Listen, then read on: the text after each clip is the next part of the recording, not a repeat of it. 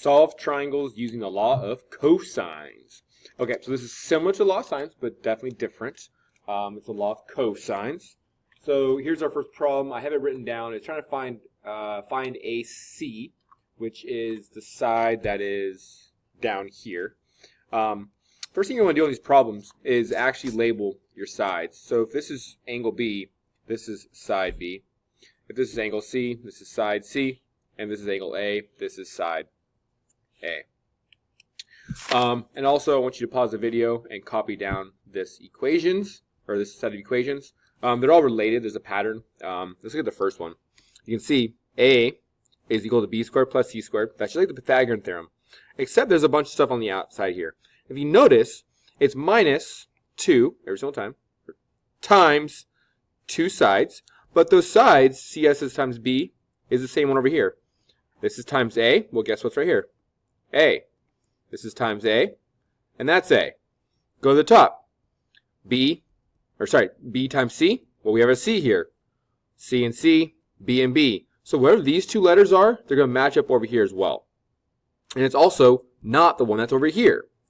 And then it's times cosine, and it's the angle of the side of here. So like cosine angle A, well, side A is what's on the opposite side of the equal sign. And there's a pattern all the way down.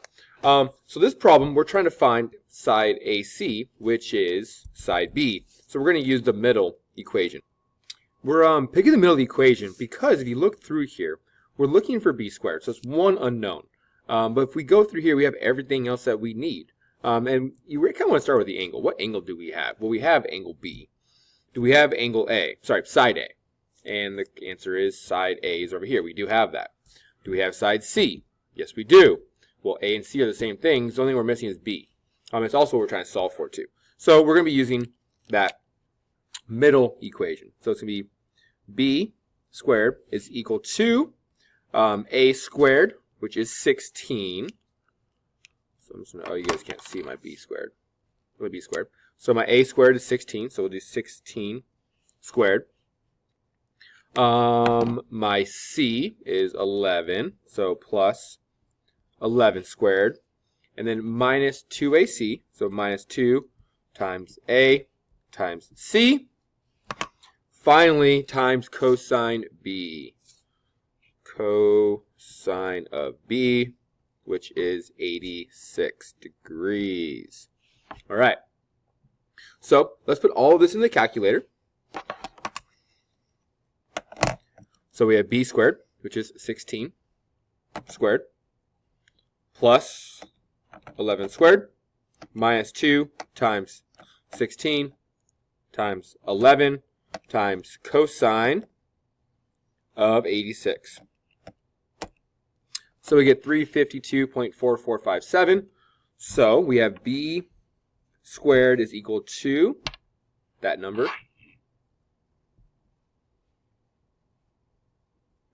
Well, to get B, we have to square root both sides. So B is equal to the square root of this number. So I'm going to do square root. Oops, wrong one. Square root, and then answer. So let's copy my answer from before and hit equals. I get 18.77. They want us to round our answer to the nearest tenth. So 77 rounds up to 0.8.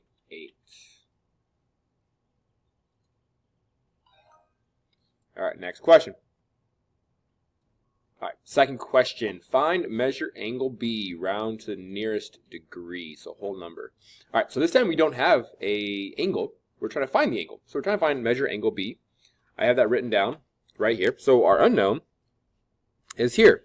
Well, there's only one equation that has measure angle B in it. It's the middle one, so we're using the middle one again. Let's identify our sides. So opposite B is 9, opposite A is 7, and opposite C is 13. So we're going to fill in our formula. So B squared is 9 equals A squared, which is 7, plus C squared, which is 13. And then it's minus 2 times A, C, which are these two numbers. So minus 2 times 7 times 13. times cosine of our unknown angle. All right. So just like law of sines, we're going to have to use an inverse cosine to get this to be by itself. But first, we're going to do everything over here. So we have 9 squared, which is 81. 7 squared plus 13 squared. So 7 squared plus 13 squared is 218. Now, we need to leave this part separate. So minus 2 times 7 times 13. So negative 2 times 7 times 13 gives us negative 182. So all that's minus 182 times cosine of our unknown. So to get this by itself, we need to move over our 218 first. So 81 minus 218 gives negative 137.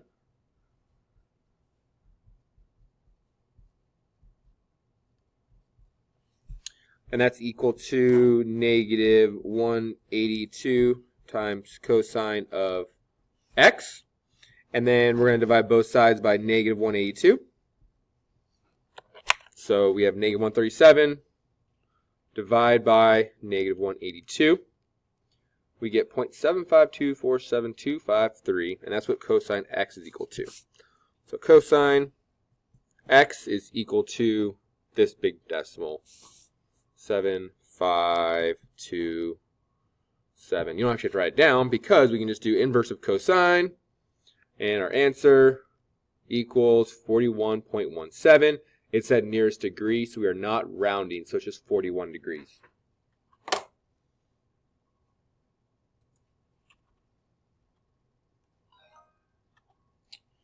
Okay, next question.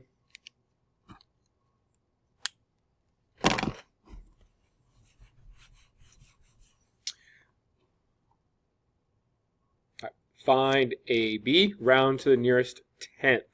So AB is the side that's opposite our angle of C. So it's really side C. So it's probably going to be this one down here. We need C. Do we have A? A is 10. B is 11. We have A.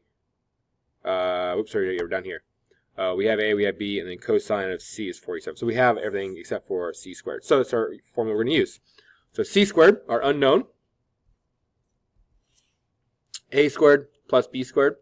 A squared is 100. B squared is 121. It's just 10 squared and 11 squared. Minus 2 times 10 times 11. 2 times 11 is 22. 22 times 10 is 220. Times cosine of our angle, which is 46. All right, so we can move or simplify all this stuff. So we get 100 plus 121 minus 220 times cosine of 46. So C squared is equal to 68.175.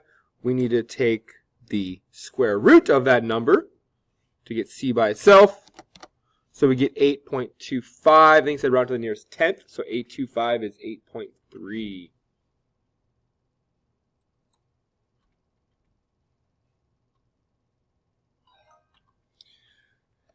Okay, next question. Question 4, find measure angle C. So our angle is unknown. So when we are using our equation sheet, we need to use this one because that's the only spot angle C exists. So we need to identify C, A, and B, our sides. So our C side is 8, our A side is 7, and our B side is 13. So using the bottom one, C squared is 8 times 8, which is 64. A is 7, which is 49. And B is 13, which is 169. Minus 2 times A times C. So 2 times 13 times, not times C times, it's A times B, not C. So B and A, 7 and 13, which is times 7. There we go, 182. Times cosine of our unknown angle. All right, now we want to move both the 49 and the 169 over, so we're subtracting. So 64 minus 49 and minus 169 gives us negative 154 is equal to negative 182 times cosine of C. So divide both sides by negative 182. And we get that decimal, 0.846153846. I'll just do 0.846. And then to get C by itself, we take the inverse of that. So second cosine for the inverse, and then second answer, 32.2. I think it's the nearest degree, which means 32 will be my answer.